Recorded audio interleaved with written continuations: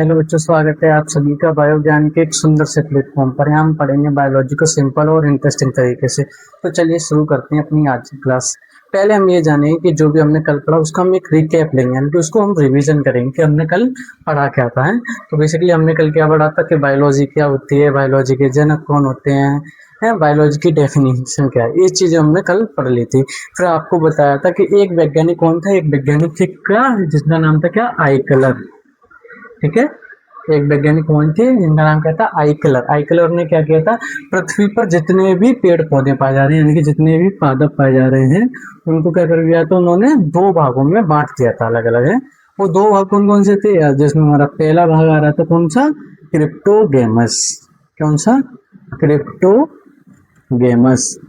ठीक है, और इन्हीं क्रिप्टोगेमस को हम दूसरा नाम दे रहे थे, इनका हिंदी नाम था वो क्या था, बीज रहित पादप। ठीक है, बीज रहित।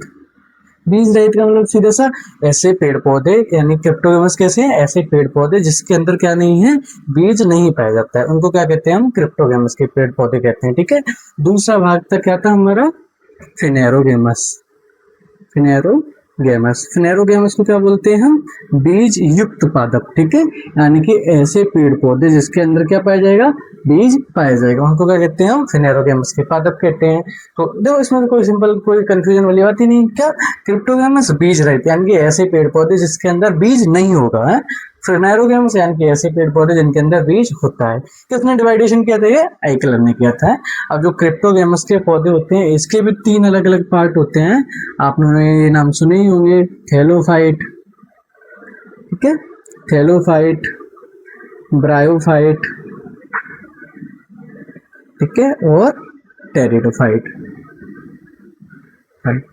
ठीक है, तो यानी कि क्रिप्टोगेमस के अंतर्गत ये जो तीन समूह के पादप आते हैं, ये भी ऐसे पादप है जिसके अंदर क्या, बीज नहीं पाया जाता है, सीधी सी बात। ठीक है, और जो फिनेरोगेमस के पादप आते हैं इसके भी दो अलग अलग पार्ट्स होते हैं। दो अलग अलग पार्ट्स में हमारे पास एक आता है जिम्नोस्पर्म के पादप और दूसरा आता है एंजियोस्पर्म के पादप। ठीक है, जिम्नोस्पर्म।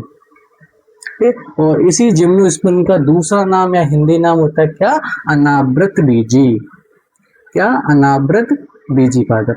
ठीक है, और जो ये फिनेरोगेमस का पार्ट था इसके अंदर भी दो पार्ट, एक तुम्हारा जिम्नोस्पर्म हो गया जिसको हम कह रहे हैं अनावृत बीजी, और दूसरा पार्ट आता है हमारे पास एंजियोस्पर्म। ठीक है, एंजियोस्पर्म।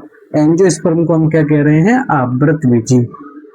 ठीक है, आवृत बीजी। ठीक है, ये हमने सब कल पढ़ लिया था। तुमको फिर आगे ये भी बताया था कि अभी तक पृथ्वी पर जो भी पादप पाए जा रहे थे उनके किसी के अंदर पुष्प नहीं पाया जा रहा था, केवल जो एंजियोस्पर्म के पादप है इन्हीं के अंदर क्या, पुष्प पाया जा रहा था, यानी कि फूल पाया जा रहा है। तो इनके अंदर पुष्प पाया जा रहा था, इसलिए इनको हमने दूसरा नाम क्या दे दिया था, पुष्पीय पादप। ठीक है, पुष्पीय पादप। क्यों कह रहे थे पुष्पीय पादप, क्योंकि इसके अंदर पुष्प पाया जा रहा था और इनके इसके अंदर बीज भी पाया जा रहा था, और बीज के ऊपर आवरण भी पाया जाता है, यानी बीज होता है उसके ऊपर एक कवर पाया जाता है, सीधी सी बात है।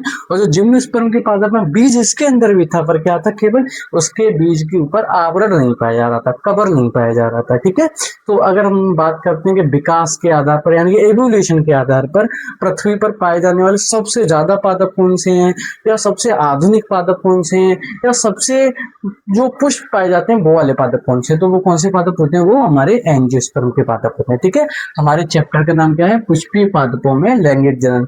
तो पुष्पीय पादप हम किसको कह रहे हैं, एंजियोस्पर्म को कह रहे हैं। ठीक है, तो हमारे चैप्टर का दूसरा नाम क्या हुआ, एंजियोस्पर्म में लैंगिक जनन, या और दूसरा नाम दे तो क्या, जो आवृत बीजी है। ठीक है, यानी जो एंजियोस्पर्म होता है उसके जो बीज होता है उसके ऊपर आवरण पाया जाता है, तो क्या हुआ दूसरा नाम, आवृत बीजी। तो आवृत बीजियों में लैंगिक जनन, पुष्पीय पादपों में लैंगिक जनन, या फिर एंजियोस्पर्म में लैंगिक जनन। ठीक है, ये हमने इस यहाँ तक कल पढ़ लिया था। ठीक है, आज हमको ये जो हमारा चैप्टर है क्लास 12 बायोलॉजी पुष्पीय पादपों में लैंगिक जनन, उसको थोड़ा सा आगे बढ़ाना है। ठीक है, चलो, अगर ये आप लोग नोट कर रहे हैं तो नोट्स कर लीजिए, वरना आपको नोट्स प्रोवाइड करा ही दिए गए हैं।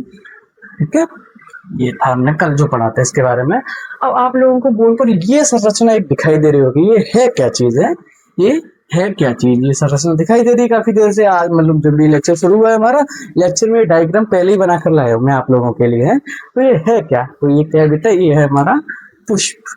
ठीक है, अब पुष्प किस किस ने देखा है, जाहिर सी बात है पुष्प सबने देखा हुआ है, तो पहले हम ये जानेंगे पुष्प के बारे में जो 2-3 इंपॉर्टेंट पॉइंट है वो क्या होते हैं।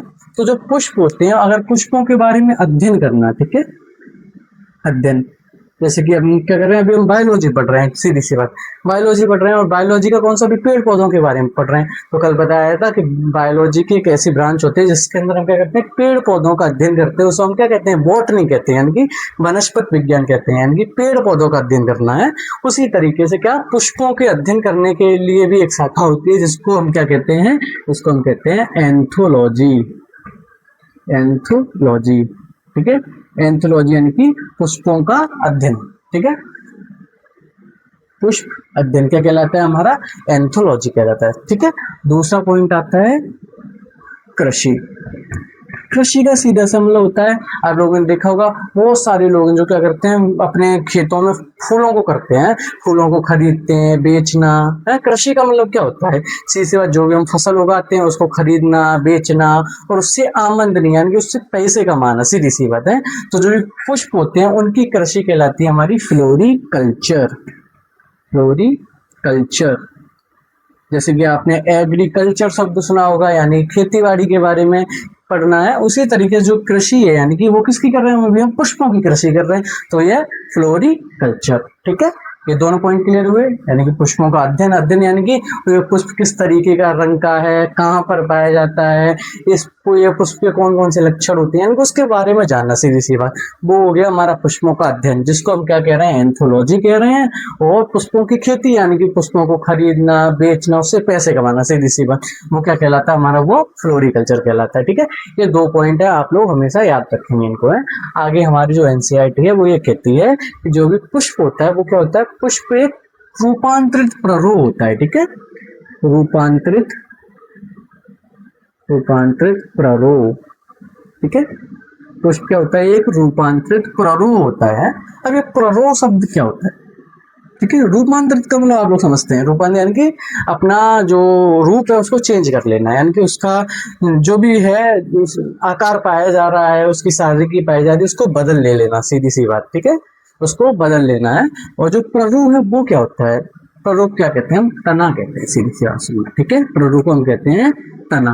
अब आप लोगों ने देखा होगा, अगर हम खेत में किसी एक छोटे से दाने को डाले हैं, जैसे मक्के को दाने को हमने डाला जमीन में, ठीक है, जमीन में डालेंगे मक्के को दाने को, ये देखो, ठीक है, ये हमारी जमीन है, ये हमने मक्के को दाने को डाला। इसको जब पानी आनी मिल जाएगा, ये खनिज लवण ले लेगा जमीन से, यानी कि जब ये बड़ा होने लगेगा, धीरे धीरे वृद्धि करेगा, तो क्या हुआ, एक धागा नीचे की ओर जाएगा, अंदर की ओर, ठीक है, जिसको हम कहते हैं मूल, यानी कि ये जो मूल वाला धागा है यही आगे जाकर क्या बनाएगा, जड़ बनाता है, ठीक है। तो इसको कह देते हैं हम मूलांकुर, ठीक है, इसको हम कह देते हैं मूलांकुर, क्योंकि ये मूल बनाए यानी कि जड़ बनाएगा। एक धागा ऊपर की ओर जाता है, जो क्या करेगा, जो तना बनाता है, और जो ऊपर क्या होगा, जब ये पाजा थोड़ा धीरे धीरे करके जब बड़ा होता जाएगा, इसका तना ऊपर की ओर बढ़ता जाएगा, ठीक है। और इसी तने का दूसरा नाम क्या होता है, प्ररोह, ठीक है, इसी तने का क्या दूसरा नाम होता है, प्ररोह। अब आप लोग ये बताएंगे कि पत्तियां, फल, फूल मूलांकुर ऊपर लगते हैं या फिर ऊपर, प्ररोह, या प्ररोह को दूसरा नाम देते हैं हम प्रांकुर, ठीक है, प्ररोह को दूसरा नाम देते हैं हम प्रांकुर। तो आप लोग सब बताइए, पत्तियां, फल, फूल जो भी चीजें हैं वो मूलांकुर पर लगती हैं, ठीक है, या फिर प्रांकुर पर लगती हैं, जाहिर सी बात है ऊपर लगती है, यानी कि प्ररोह पर लगती है, यानी कि प्रांकुर पर लगती है।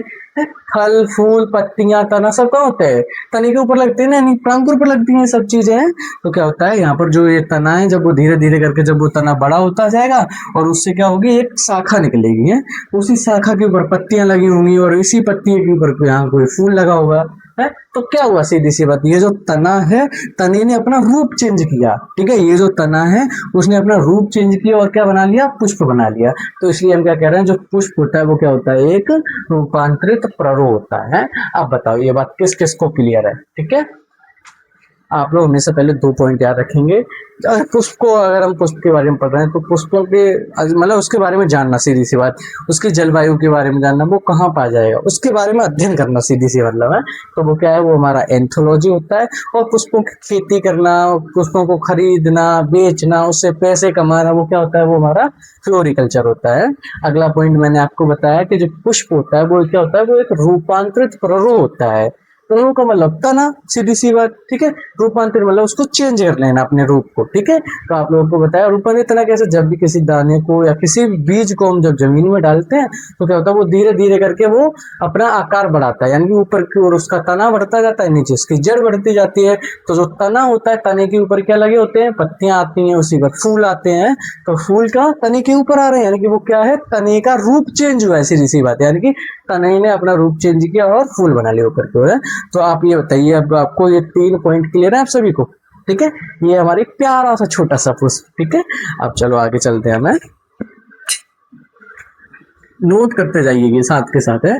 देखो अपने नोट्स बनाएंगे तो चीजें याद होती हैं, बाकी नोट्स तो मैं आपको प्रोवाइड करता ही हूँ, उसमें कोई दिक्कत वाली कोई ऐसी बात नहीं है।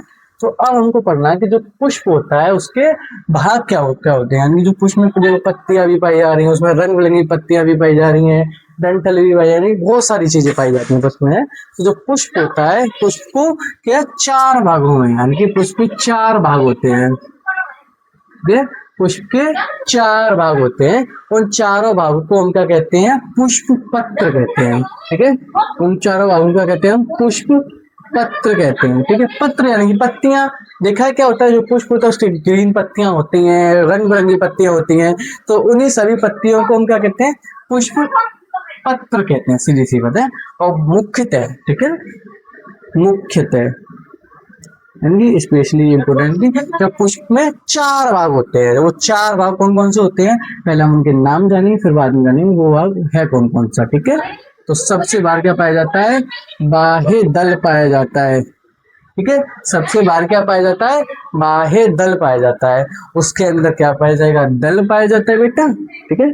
अगला भाग होता है हमारा दल, और उससे अगला भाग है हमारे पास पुंकेसर, और सबसे अंतिम भाग होता है स्त्री केसर, ठीक है, स्त्री केसर है।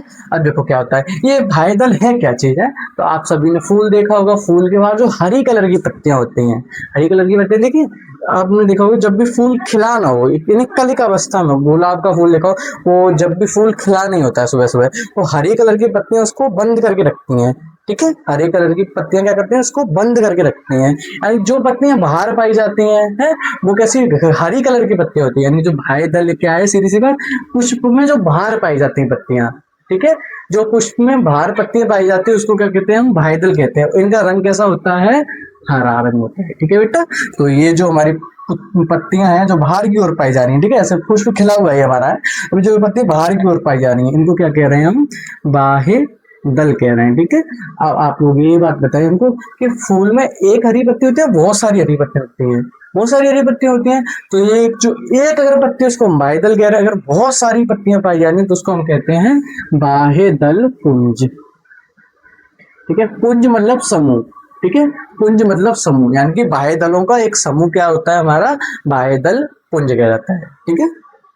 आगे जो इसमें कलर वाली पत्तियां होती हैं, ठीक है। अभी तो बात की पत्तियां, हरी पत्तियां सब देखनी की सबने देखी है ना, जब पुष्प खिला नहीं होता है, सीधी सी बात, जब पुष्प खिला नहीं होता तो बाहर की ओर से जो पत्तियां उसको बंद करके रखती है, बाहर की ओर से जो पत्तियां बंद करके रखती है, या फिर खिलाती है पुष्प, तो जो पत्तियां हरे कलर की होती है नीचे फैली रहती हैं, उनको क्या कहते हैं, हम बाह्यदल कहते हैं। हरे कलर के होते हैं, हम बाह्यदल का कलर हमेशा ग्रीन मिलेगा आप लोगों को, है। और एक से ज्यादा बाह्यदल पाए जाते हैं, वो हमारा बाह्यदल पुंज है, ठीक है। अब क्या होता है, जो पुष्प होता है उसमें हमको रंग बिरंगी पत्तियां भी दिखाई देती है। फूल हमको क्यों अच्छा लगता है, सीधी सी बात ये बताएंगे आप लोग, क्यों अच्छा लगता है। गुलाब का फूल है, गुलाबी गुलाबी पंखुड़ियां हैं, कमल का फूल है, गुलाबी पंखुड़ियां हैं, गुड़ैल का फूल है, लाल पंखुड़ी, वही जो कलर वाली चीज है भाई, तो हमको अच्छी लगती है। अपनी तरफ फूल हमको क्यों अच्छा लग रहा है, जो कलर वाली पत्तियां हैं भाई हमें उसकी तरफ आकर्षित कर रही है, सीधी सी बात है। तो जो कलर वाली चीजें हमको अच्छी लगती है, रंग बिरंगी चीजें, ठीक है। तो बेटा क्या होता है, जो भी पुष्प होता है, फूल होता है, उसमें जो भी रंग बिरंगी पत्तियां होती है, रंग वाली जो पत्तियां होती हैं, उनको हम क्या कहते हैं, दल कहते हैं, ठीक है, क्या कहते हैं, दल कहते हैं। अब यहाँ भी सेम बात है ये, अब इसका रंग कुछ भी हो सकता है, अभी यहाँ पर लाल बना रखा है ये हमने, गुलाबी भी हो सकता है, बैगनी भी हो सकता है, सफेद भी हो सकता है, कुछ बहुत सारे रंग के होते हैं, आप लोग ये जानते हैं बात को, है। तो जो दल होते हैं, यानी कि जो रंग वाली पत्तियां होती हैं, अब ये एक से ज्यादा पाई जाती है, सब में एक से ज्यादा पाई जाती है, तो क्या होता है, दलों का समूह। बहुत सारे दल पाए जाएंगे किसी पुष्प में, तो उसको कह देते हैं हम दल पुंज, क्या कहेंगे बेटा, दल पुंज कहते हैं, ठीक है। आगे देखिए, आगे पुंकेसर शब्द क्या होता है, ठीक है। अब किस किस ने घुड़ैल का फूल देखा है, घुड़ैल का फूल देखा ना आप लोगों ने, उसमें क्या होता है, उसके बीच में एक धागे जैसी संरचना निकली होती है, पीले कलर का एक धागा निकला होता है, उसको क्या कहते हैं, हम उसको पुंकेसर कहते हैं बेटा। है ये जो धागे जैसी संरचना है, ये हमारी क्या है, पुंकेसर कहलाती है, वो पुंकेसर कहलाते हैं, ठीक है। इसी जो पुंकेसर को हम दूसरा नाम क्या देते हैं, इसी दूसरे पुंकेसर को नाम देते हैं हम नर जनन तंत्र, ठीक है। यानी कि जो पौधा होता है उसमें क्या है, एक मेल पार्ट होता है, नर जनन तंत्र, ठीक है बेटा। आपको बताया ये था कि जो बाह्यदल होता है वो क्या होता है, जो हरे कलर की पत्तियां होती है, जो पुष्प में क्या होते हैं, जो हरे कलर की पत्तियां थी वो क्या था, वो बाह्यदल होता है। और बाह्यदलों का समूह क्या था हमारे पास, बाह्यदल पुंज था, ठीक है बेटा, ये तो आपने पढ़ लिया था। है और जो हमारा दल होता है, यानी कि जो कलर वाली पत्तियां होती हैं, इनका जो समूह था वो क्या था, हमारा दल पुंज था, ठीक है बेटा। उसी तरीके से जो पुंकेसर होते हैं उसको नरजनन तंत्र कह रहे हैं। एक पुष्प में अगर एक से ज्यादा पुंकेसर पाए जाते हैं तो उसके समूह को हम कहते हैं पुमंग, ठीक है बेटा। उसके समूह क्या कहते हैं, हम उसको कहते हैं पुमंग, ठीक है। ये चीजें हैं। और आगे क्या होता है, जो भी पुष्प होता है उसमें जो बीच वाला जो भाग होता है, ये गोल फूल जैसी संरचना दिखाई दे रही है, इसको क्या कहते हैं, हम स्त्री केसर कहते हैं। स्त्री केसर यानी कि सीधी सी बात, जो भी पुष्प होता है उसका मादा जनन तंत्र, यानी कि फीमेल वाला पार्ट, ठीक है, मादा जनन तंत्र, ठीक है। और अगर एक पुष्प में बहुत सारे स्त्री केसर पाए जाते हैं तो हम उसको क्या कह देते हैं, उसको हम कह देते हैं जायांग, ठीक है बेटा। ये क्या है, ये हमारे सभी पुष्प के भाग होते हैं। अब देखो क्या हुआ, हमने इन सभी भागों को जान लिया कि कौन सा भाग को क्या कहते हैं, ठीक है। ये जो बाह्यदल होते हैं वो कैसी संरचना थी, वो बाहर जो हरी कलर की पत्तियां थी हैं, यानी कि जो हरी कलर की संरचना थी वो क्या थी, वो हमारी बाह्यदल थी। है दल क्या थी, रंग बिरंगी संरचना थी। पुंकेसर क्या थी, एक जो धागे जैसी संरचना निकलती है। वो गुड़हल के फूल में आप सभी ने देखो बीच में से जो धागा निकलता है उसको हम क्या कह रहे हैं, पुंकेसर कह रहे हैं। और आगे क्या होता है, बीच में जो फूला सा गोल भाग होता है उसको क्या कह रहे हैं, हम स्त्री केसर कह रहे हैं। अब इनके कार्य जानेंगे कि इनके कार्य क्या होते हैं। तो जो हमारा जो बाह्यदल होता है, बाह्यदल क्या है, देखा हो आप सबने कि जब फूल छोटा होता है या फिर जब फूल खिलानी होता है, कलिका अवस्था में होता है, तो वो फूल क्या करता है, उस पंखुड़ियों को बंद करके रखता है। यानी जो अंदर वाली जो भी संरचना है वो हरी पत्तियों से बंद होती है। तो इसका मतलब जो, यानी कि जो बाह्यदल है वो क्या काम कर रहा है, सुरक्षा देने का काम कर रहा है। किसको, यानी कि ये अंदर वाली चीजों को, दल, पुंकेसर और जायम को सुरक्षा दे रहा है, ताकि क्या हो, बहुत तेज हवा आए तो ये जो भी संरचना है वो टूटे ना। है ठीक है। आगे जो दल है, दल का काम क्या है, दल रंग बिरंगे होते हैं। हमको पुष्प क्यों अच्छे लगते हैं, क्यों अच्छे लगते हैं, क्योंकि उसके रंग बिरंगी पंखुड़ियां हैं वो हमको अपनी तरफ अट्रैक्ट करती हैं। कीड़े मकोड़ों को उसकी जो रंग बिरंगी पत्तियां हैं वो अट्रैक्ट करती हैं। तो क्या होता है, जो भी ये दल है यानी कलर वाली संरचना है, वो क्या कर रही है, आकर्षित करने का काम कर रही है। ठीक है। और ये आकर्षित क्यों करती हैं बेटा, तो ये आकर्षित इसलिए करती हैं क्योंकि ये जो पुंकेसर होता है, पुंकेसर के अंदर बनते हैं छोटे छोटे से परागकण। ठीक है।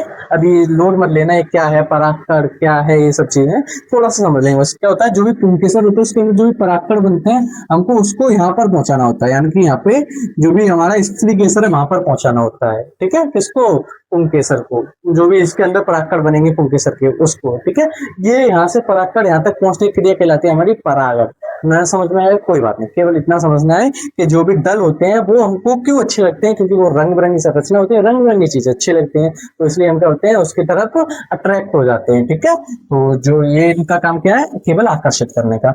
अब ये पुंकेसर, पुंकेसर काम क्या है, नरीगमुख बनाने का। नरीगमुख क्या है, जो इस पुंकेसर के अंदर जो भी कण बनेंगे, जो भी परागकण बन रहे हैं, उन्हीं को हम कहते हैं क्या, पुंकेसर। उसी को हम कहते हैं परागकण, जो कहाँ बनेंगे, पुंकेसर के अंदर बनेंगे। और जो स्त्री केसर हुए फूला हुआ भाग होता है। ठीक है बेटा।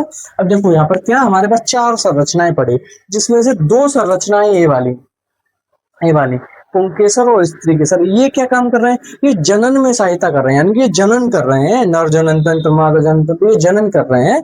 तो इनका काम क्या है, जनन करने का। ठीक है बेटा।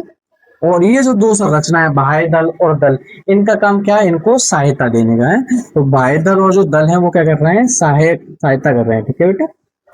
इसमें जनन में सहायता कर रहा है।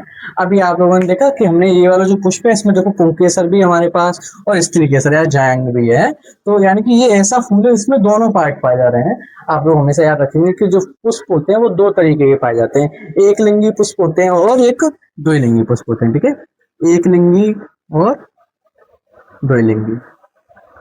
एक लिंगी का मतलब होता है जो भी इसमें मेल और फीमेल वाला पार्ट है वो एक होगा, या तो केवल मेल हो या तो केवल फीमेल हो, ठीक है, यानी कि केवल पुंकेसर हो या केवल स्त्री केसर हो, ऐसे पुष्प को क्या कहते हैं, एक लिंगी कहते हैं। और ऐसा पुष्प जिसके अंदर मेल भी है और प्लस फीमेल भी है, दोनों पार्ट उसी के अंदर, उसको क्या कहते हैं, द्विलिंगी कहते हैं। अब मेरा आप लोगों से क्वेश्चन है, आप लोग कमेंट में बताएंगे कि जो मानव होता है यानी कि हम लोग होते हैं वो एक लिंगी होते हैं या फिर द्विलिंगी होते हैं। कमेंट पर सब लोग इसका आंसर देंगे क्लास खत्म होने के बाद है। तो आप लोग ये अभी आपको ये बताया, समझ में आया कि जो अभी ये वाला जो पुष्प है वो कैसा है, द्विलिंगी है, क्योंकि इसके अंदर क्या है, एक मेल वाला पार्ट यानी कि पुंकेसर भी और फीमेल वाला पार्ट ये स्त्री केसर भी, जायांग भी है, ठीक है बेटा।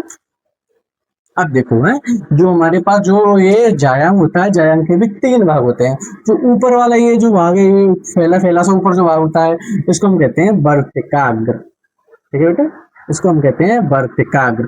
और जो पतली सी पाइप जैसी संरचना होती है, इस जो पतली जैसी जो पाइप जैसी संरचना यानी कि ऊपर से वर्तिकाग्र से यहाँ तक आ रही है और बीच में फूल जा रही है, यानी कि केवल यहाँ तक की जो संरचना है पाइप जैसी संरचना, इसको हम कहते हैं वर्तिका, ठीक है बेटा, इसको हम कहते हैं वर्तिका। और जो बीच में लास्ट वाला जो फूला हुआ गोल भाग है उसको कहते हैं अंडाशय, ठीक है, इनके नाम याद रखेंगे। यानी कि जो हमारा जायांग है, जायांग के तीन भाग है हमारे पास, कौन कौन से, वर्तिका, वर्तिकाग्र और अंडाशय, ठीक है, ओवरी, ठीक है, ये तीन भाग किसके हैं हमारे पास, स्त्री केसर के, जायांग के तीन भाग हैं। आगे बात करते हैं कि जो भी हमारा जो जायांग है, ठीक है, मादा तंत्र है, ये क्या करेगा, ये युग्मक बनाएगा और ये आपस में निषेचन करेंगे और नई पीढ़ी लाएंगे। ये अभी नॉर्मल लो, अभी केवल इतना समझो। अगर ये आप लोगों ने लिख लिया इसके कार्य और इसके बाद, तो हम आगे चलते हैं। अब हमको पढ़ना है क्या, पुंकेसर के बारे में पढ़ना है। बेसिकली पुंकेसर होता क्या है, अभी हमने ये तो पढ़ लिया कि बाह्य दल, दल क्या है, बाह्य दल क्या है, केवल जो ग्रीन वाली पत्तियां हैं बाहर जो पुष्पों को अच्छा देने का काम करेंगे। दल क्या है, जो हमको आकर्षित करने का काम करते हैं, रंग बिरंगी पत्तियां होती हैं उसको हम दल कहते हैं, ठीक है बेटा।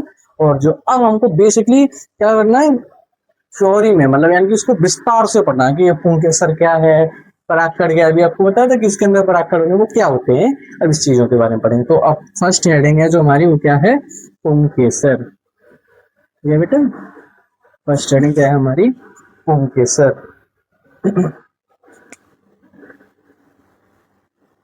ठीक है। पुंकेसर का दूसरा नाम होता है लघु बीजाणु पर्ड, ठीक है, लघु बीजाणु पर्ड, ठीक है। एक नाम हमने आपको बताया था पुंकेसर को, और क्या कहते हैं हम, नर जनन तंत्र भी कहते हैं, ठीक है, नर जनन तंत्र भी कहते हैं, ठीक है। ये हमारा पुंकेसर बाल, इसको अलग बना लेते हैं, ठीक है, ऐसे इसलिए ये क्या है, हमारा पुंकेसर होता है।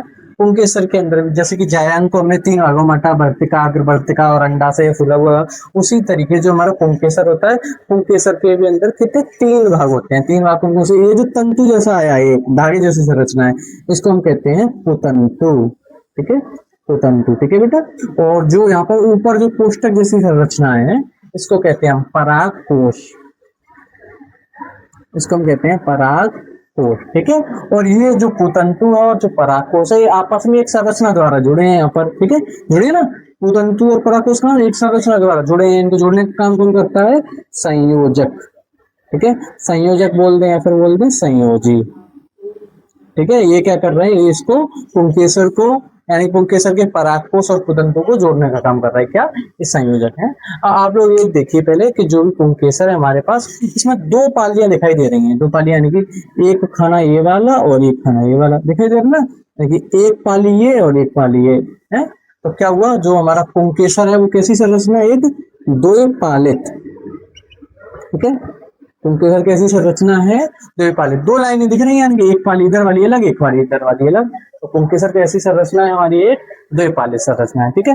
अब हम क्या करेंगे, जो हमारा पुंकेसर, इसकी अनुप्रस्थ काट का अध्ययन करेंगे। अनुप्रस्थ काट का अध्ययन का मतलब होता है किसी भी चीज को काट के उसके अंदर के बारे में जानकारी लेना है। तो क्या करेंगे, जब उसको हम इस तरीके से काटेंगे पुंकेसर को, ठीक है, पुंकेसर को हम इस तरीके से काटेंगे तो हमको कुछ यहाँ पे देखेंगे, ठीक है, वो कुछ इस तरीके से संरचना दिखाई देती है। जब पुंकेसर को हम काटते हैं तो हमको कुछ इस तरीके से अंदर संरचना दिखाई देती है, ये, ठीक है, यानी अंदर चार कोष्टक दिखाई देते हैं। नहीं समझ में आया कैसे, देखो आपको है क्या होता है, देखो आप ये दो उंगलियां समझ लीजिए, ठीक है। ये क्या है, एक उंगली सेम ये, एक उंगली ये है।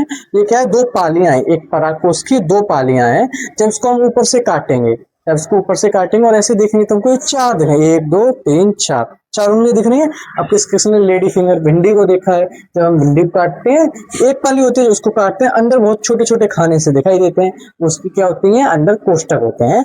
बाहर से एक क्या है, वो एक पाली होती है। तो क्या हुआ, एक जो पाली है यानी कि जो हमारा पराकोष है वो दो पाली संरचना है। जब दोनों पालियों को काटते हैं हमको इस तरीके से संरचना दिखाई देती है। हमको पता चलता है कि यहाँ पर चार कोष्टक पाए जाते हैं, ठीक है। यहाँ चार कोष्टक पाए जाते हैं। इनमें प्रत्येक कोष्टक को कहते हैं हम लघु बीजाणुधानी, ठीक है बेटा। प्रत्येक कोष्टक को कहते हैं लघु बीजाणुधानी, ठीक है। यहाँ पर दो पाली पाई जा रही थी इसलिए हम दो पालित कह रहे थे। यहाँ पर चार कोष्टक पाए जाते हैं इसलिए इसको कह देते हैं हम चतुष्कोणीय संरचना, चतुष्कोणीय, ठीक है। चतुष्कोणीय संरचना कहते हैं, ठीक है। तो क्या होता है, जब भी यहाँ चार कोष्टक है चतुष्कोणीय संरचना कह रहे हैं और ये द्विपाली संरचना है। और प्रत्येक कोष्टक को हम लघु बीजाणुधानी कह रहे हैं। तो एक परागकोश में कितनी लघु बीजाणुधानी होती है, प्रत्येक एक कोष्टक को हम एक लघु बीजाणुधानी कह रहे हैं। यहाँ चार कोष्टक पाए जाते हैं, तो कितनी, चार लघु बीजाणुधानी पाई जाती है। ये बात क्लियर है सबको। यानी कि एक जो परागकोश है वो द्विपालित और चतुष्कोणीय संरचना क्यों कह रहे हैं उसको, ठीक है बेटा। तो इसलिए हम क्या कहते हैं, जो भी हमारा परागकोश है वो चतुष्कोणीय संरचना है। अब हम क्या करेंगे, बेसिकली इसमें एक जो लघु बीजाणुधानी है हमारी, ये वाली संरचना, ठीक है, ये, ठीक है। एक लघु बीजाणुधानी का हम अध्ययन करेंगे और ज्यादा इसके बारे में आगे जाकर पढ़ेंगे। तो यहाँ पर बनाते हैं हम जो चीजों को कनेक्ट करना बेटा है, ठीक है, इस तरीके से, ठीक है। ये तो ये क्या है, एक हमारी पूरी एक लघु बीजाणुधानी है। अब लघु बीजाणुधानी में क्या चार परतें पाई जाती हैं, ठीक है बेटा। लघु बीजाणुधानी में चार परत पाई जाती हैं, ठीक है। जो बाहर वाली परत है, जैसे कि अभी हम बना लेते हैं, ठीक है। लघु बीजाणुधानी में चार परतें पाई जाती हैं हमारी। उसमें चार परतों में जो सबसे बाहर वाली परत होती है, ठीक है, जो सबसे बाहर वाली परत है इसको हम कहते हैं बाह्य त्वचा, ठीक है बेटा। जो सबसे बाहर वाली परत है हम कहते हैं बाह्य त्वचा। बाह्य त्वचा के अंदर पाई जाती है तुम्हारी एंडोथीशियम, बाह्य त्वचा के अंदर पाई जाती है एंडोथीशियम, ठीक है। और एंडोथीशियम के अंदर सबसे पाई जाती है क्या, एंडोथीशियम के भी अंदर पाई जाती है मध्य परत। एंडोथीशियम के अंदर क्या पाई जाती है, मध्य परत पाई जाती है। और ठीक है, ये सबसे बाहर बाह्य त्वचा, उसके अंदर एंडोथीशियम, एंडोथीशियम के अंदर मध्य परत। आपको बताया चार परतें पाई जाती है, तो तीन ही हुई। सबसे इंपॉर्टेंट परत है जो सबसे अंदर की ओर पाई जाती है, इसे हम कहते हैं टेपिटम, ठीक है बेटा। इसको क्या कहते हैं हम, टेपिटम कहते हैं। ये क्या है, हमारी लघु बीजाणुधानी के अंदर चार परतें पाई जा रही हैं और बाकी चार कोष्टक तो हैं ही हमारे, ठीक है। ये चार कोष्टक तो हैं। इन चारों कोष्टक के अंदर कोशिकाएं पाई जाएंगी, हैं कोशिकाएं पाई जाएंगी, ठीक है। और जब बहुत सारी कोशिकाएं इकट्ठी हो जाती है तो वो ऊतक बन जाता है। तो ये क्या है, हमारे लघु बीजाणु ऊतक, ठीक है। इसमें तो कोई दिक्कत नहीं किसी को, लघु बीजाणु ऊतक, ठीक है। क्या है, अंदर चार लघु बीजाणु ऊतक पाए जाते हैं। चार परतें हैं और अंदर चार लघु बीजाणु ऊतक है। प्रत्येक कोष्टक को हम क्या कह रहे हैं, लघु बीजाणुधानी कह रहे हैं, ठीक है। और जो बाहर वाली जो परतें हैं, ये चारों परतें, इनके काम क्या होते हैं। तो जो बाहर वाली परत है, बाह्य त्वचा, एंडोथीशियम और मध्य परत, इन तीनों का काम क्या होता है, इसके अंदर जो भी आपको क्या है, ये लघु बीजाणु ऊतक, ये क्या बनेंगे, लघु बीजाणु बनाएंगे, परागकण बनाएंगे। उसको सुरक्षा देने का काम किसका होता है, अभी क्या होता है लघु बीजाणु, वो आगे जानेंगे, ठीक है। अभी आप ये समझ लीजिए कि जो लघु बीजाणु ऊतक होता है उसके अंदर क्या बनेंगे, परागकण बनेंगे। उसको सुरक्षा देने का काम किसका है, इन जो बाहर वाली तीन परतें हैं, बाह्य त्वचा, एंडोथीशियम और मध्य परत, ये क्या काम कर रही है, सुरक्षा का काम कर रही है बेटा, ठीक है। ये क्या कर रही है, सुरक्षा का काम कर रही है। सुरक्षा के साथ साथ इनका एक और काम होता है कि जब भी इसके अंदर जो परागकण बन जाएंगे वो बाहर निकलेंगे। परागकण क्या करेंगे, जब बाहर निकलेंगे तो इन परतों को तोड़ेंगे। तो इनका तीनों का काम होता है पराग स्फुटन, यानी कि परागकणों को बाहर निकलने में सहायता देना, परागकणों को टूटना है, स्फुटन यानी कि बाहर निकलना, सीधी सी बात है। अब सबसे इंपॉर्टेंट हमारी टेपिटम वाली परत है। टेपिटम का काम क्या होता है, पहले तो ये सुनेंगे टेपिटम की संरचना कैसी होती है। तो जो टेपिटम है वो हमारी बहुकेंद्र की परत होती है, यानी कि इसकी जो कोशिकाएं उसके अंदर बहुत सारे केंद्रक पाए जाते हैं, सीधी सी बात है। जो टेपिटम वो कैसी परत है, वो हमारी बहुकेंद्रकीय। टेपिटम हमारी कैसी है, बहुकेंद्र की परत होती है। और इसी टेपिटम के जो कोशिकाएं हैं वो क्या करेंगी, अंदर जो भी परागकण बनेंगे उसको पोषण देने का काम करेंगे। ठीक है बेटा, तो टेपिटम की कोशिकाएं वो क्या करेंगे, पोषण देने का काम करेंगे, किसको, परागकणों को है। तो अभी ये बात क्लियर है, क्या क्या हुआ हमारे पास, जो भी पुंकेसर था, पुंकेसर को हमने दूसरा नाम क्या दिया, लघु बीजाणु पर्ण नाम दिया। उसी लघु बीजाणु पर्ण को या पुंकेसर को हम एक और नाम देते हैं, क्या, नर जनन तंत्र। ठीक है, नर जनन तंत्र। ठीक है, तो पुंकेसर होता है, पुंकेसर में हमको दो पालियां दिखाई देती हैं।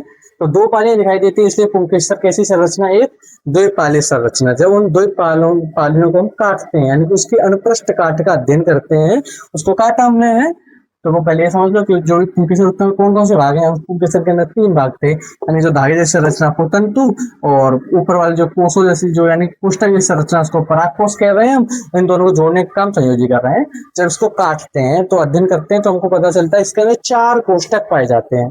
प्रत्येक कोष्ठक को लघु बीजाणुधानी कह रहे हैं, यानी कि 4 कोष्ठक तो 4 लघु बीजाणुधानी पाई जाती है, इसलिए इसको कहते हैं चतुष्कोणीय संरचना है। तो एक जो पुंकेसर है वो कैसा, द्विपालित और चतुष्कोणीय संरचना होता है हमारा। ठीक है, आगे हमने जाना कि जो एक लघु बीजाणुधानी है उसकी उसके बारे में जानेंगे, उसकी जो अंदर क्या क्या पाया जाता है। तो उस लघु बीजाणुधानी के अंदर हमको पता चला कि 4 परतें पाई जाती हैं। सबसे बाहर परत पाई जाती है वायतुचा, उसके अंदर एंडोथीसियम, एंडोथीसियम के अंदर मध्य परत। ठीक है, और मध्य परत के अंदर पाई जा रही थी टेपिटम है। तो जो बाहर वाली 3 परतें हैं उनका काम क्या है, केवल जो अंदर वाली परत है टेपिटम है और उसके अंदर जो परागकण पाया जाना उसको सुरक्षा देने का काम किसका है, बाहर की तीनों परतों का है। अगला काम क्या था, उसके अंदर जब भी क्या बनेंगे, परागकण बनेंगे, उन परागकण जब बाहर निकलेंगे उनको बाहर निकलने में सहायता देना। तो परागकणों को स्फुटन में सहायता करती है। ठीक है, बाहर वाली तीनों परतें हैं उनका 2 काम है, सुरक्षा देना और पराग स्फुटन में सहायता देना है। अंदर वाली जो परत थी सबसे, उसका नाम था टेपिटम। टेपिटम की संरचना कैसी होती है, बहुकेंद्र की होती है, यानी कि इसकी जो कोशिकाएं उसके अंदर बहुत सारे केंद्रक पाए जाते हैं। और इसका काम क्या था, इसके अंदर जो लघु बीजाणु ऊतक है, लघु बीजाणु ऊतक है, सबसे अंदर जो कोष्ठक पाए जाते थे उसमें बहुत सारी कोशिकाएं इकट्ठी हो जा रही थी, वो मिलकर क्या बना रही है, लघु बीजाणु ऊतक बना रही है। तो जो लघु बीजाणु ऊतक है वो क्या कर रहे हैं, उसके अंदर जो भी परागकण बनेंगे उसको पोषण देने का काम कौन कर रही है, टेपिटम काम कर रही है। ठीक है बेटा, तो एक काम और इनके नाम आप लोग इसको नोट कर लीजिए, फिर हम आगे चलते हैं। ठीक है, फिर आगे हम ये जानेंगे कि ये जो लघु बीजाणु ऊतक है वो कैसे परागकणों को बनाएगा। ठीक है, करो नोट। ठीक है, तो हम अभी ऊपर वाला थोड़ा इरेज कर लेते हैं। ठीक है, इतना। ठीक है,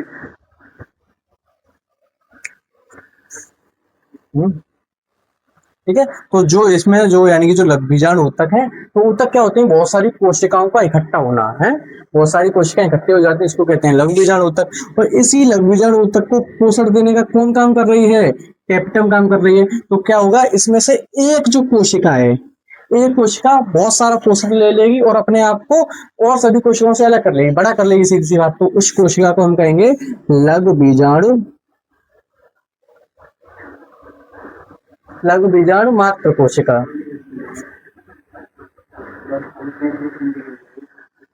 इसको क्या कहते हैं हम, लघु बीजाणु मात्र कोशिका। ठीक है, अब ये जो लघु बीजाणु मात्र कोशिका है ये क्या करेगी, अपने अंदर अर्धसूत्री विभाजन करेगी। अभी अर्धसूत्री विभाजन क्या होता है सर, ठीक है, अर्धसूत्री विभाजन क्या होता है, तो हमारे अंदर कितने गुणसूत्र पाए जाते हैं, 46 पाए जाते हैं, यानी जो हमारी कोशिका है वो 2 गुणित होती है, 2n होती है। अर्धसूत्री का मतलब होता है गुणसूत्रों की संख्या आधी करना। जब भी हम जनन करते हैं तो हमारे जो 46 गुणसूत्र है वो आधे हो जाते हैं, 23 हो जाते हैं। तो क्या होता है, ये जो लघु बीजाणु मात्र कोशिका है वो कैसी थी, 2n थी है। अब ये क्या कर रही है, अर्धसूत्री विभाजन द्वारा ये 4 कोशिकाएं बना देगी। ठीक है, 4 कोशिकाएं बना देगी। ठीक है, इन चारों कोशिकाओं को क्या कहते हैं हम, लघु बीजाणु कहते हैं। ठीक है, यानी कि 4 लघु बीजाणु बन गए हैं हमारे पास। ठीक है बेटा, तो देखो क्या हुआ, लघु बीजाणु मात्र कोशिका अर्धसूत्री विभाजन द्वारा जो 4 लघु बीजाणु बनाती है, इस पूरी प्रक्रिया को कहते हैं हम लघु बीजाणु जनन।